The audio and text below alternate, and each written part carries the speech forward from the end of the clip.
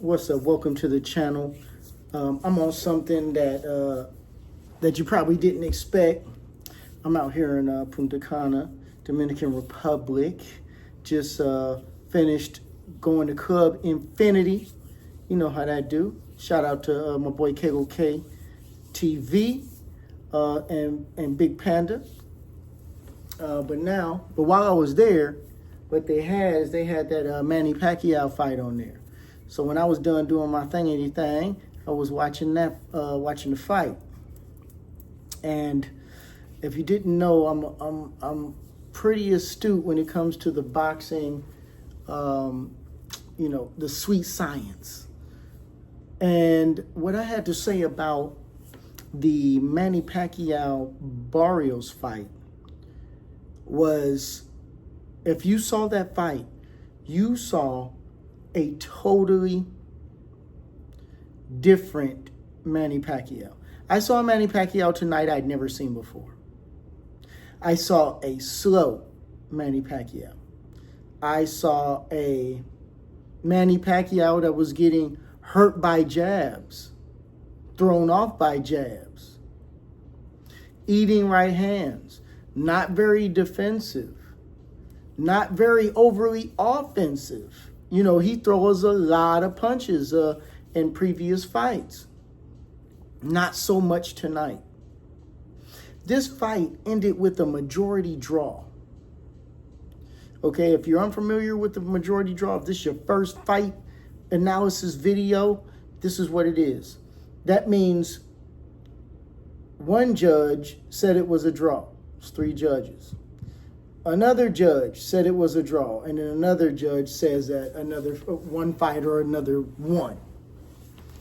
Okay? Because 2 of the judges out of the 3 said it was a draw, it goes to a draw. It's whatever the majority says. So if 2 guys say Manny Pacquiao won, Manny Pacquiao wins. If 2 guys say Barrios won, Barrios wins. Okay? That's how it works. But 2 guys said it was a draw. And Manny Pacquiao gave this fight away in the first 4 rounds. Now, I saw some judges' cards that had Manny Pacquiao winning the first 2 rounds. I did not see it that way. But I thought Barrios was going to stop Manny Pacquiao. By looking at it in the 4th round, I was like, it's a matter of time. So the fact that he actually hung in there and did do a draw,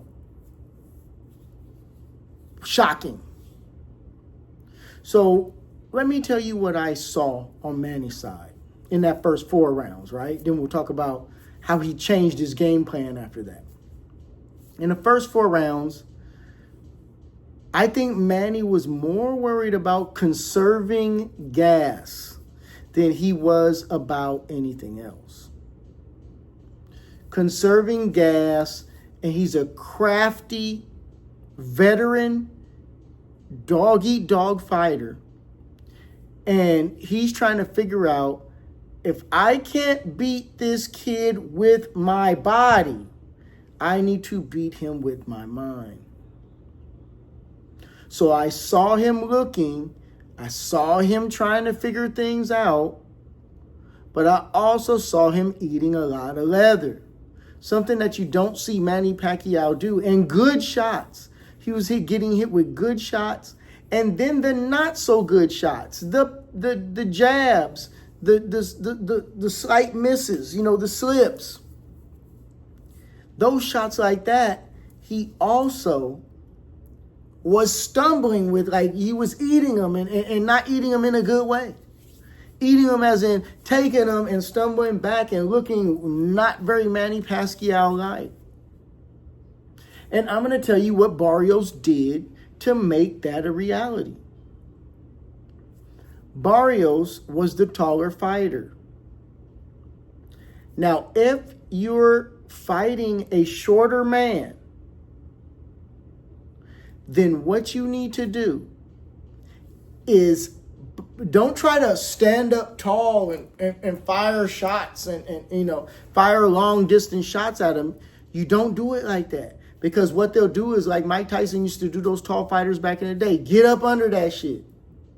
Get up under it. Move that head. Get up under there. Now he has you all and there's nothing you can do. There's nothing you do. Once he's in here, there's nothing you can do as a tall, long man.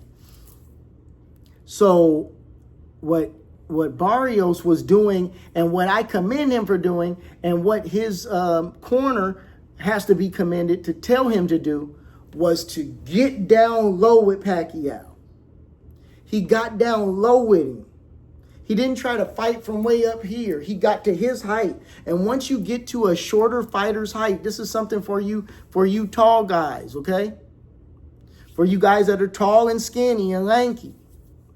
You're going to be fighting short, stocky dudes, okay? You don't want to fight him like this and, you know, moving your head and all back like this because they're going to close that distance. What you want to do is you want to sit down to where your head and his head are the same height. You're going to be like, well, you're losing your height advantage. No, you're utilizing your height advantage to the absolute utmost. Because if I'm way up here and you're way down here, you can get under what I'm doing. You get under my jab, get under my right hand, get under my hooks, right? You can get under my stuff like that. But if I get low with you, you got nowhere to go. You got nowhere to go. And I still have that length advantage of that jab. I still got it. So, yes, you're down here with me, but you can't do anything because I've now used my reach advantage to keep you away. So I'm back here, pop, pop, pop. I'm digging with you instead of way up here, and I'm trying to get you, and you can go under it. So that I saw Barrios doing that wonderfully, and I said as long as he does that, he's going to be okay. Now here's a photo right now of Barrios doing his thing in the first few rounds. Now you see how they're very similar in height, even though Barrios is a taller fighter.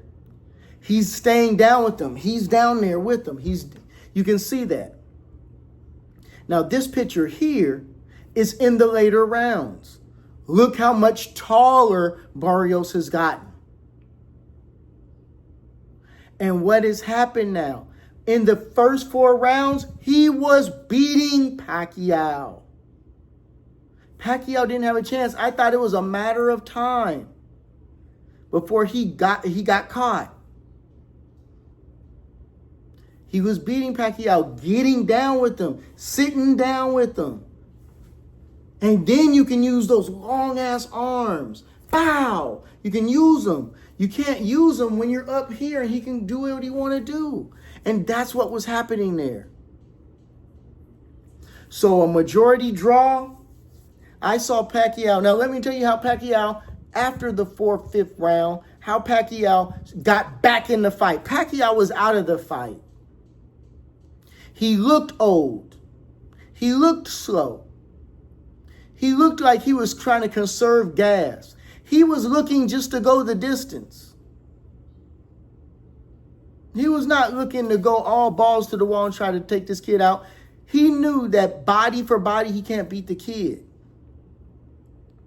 But he got back in the fight with this. So not only did Barrios help him a little bit by getting taller, because you're getting taller, but your arms aren't getting longer. Pacquiao is now finding openings because he's getting under that stuff. He's just using head movement, getting under that, rolling. Then he started attacking. Once you gave him all from everything from your underarms down to hit, now that you're standing straight up, he can now attack your body and start combinations and start working off of that. Because he knew you got to get a young man tired. You got to do something to get a young man tired. And there's only one thing that does that, and that's body.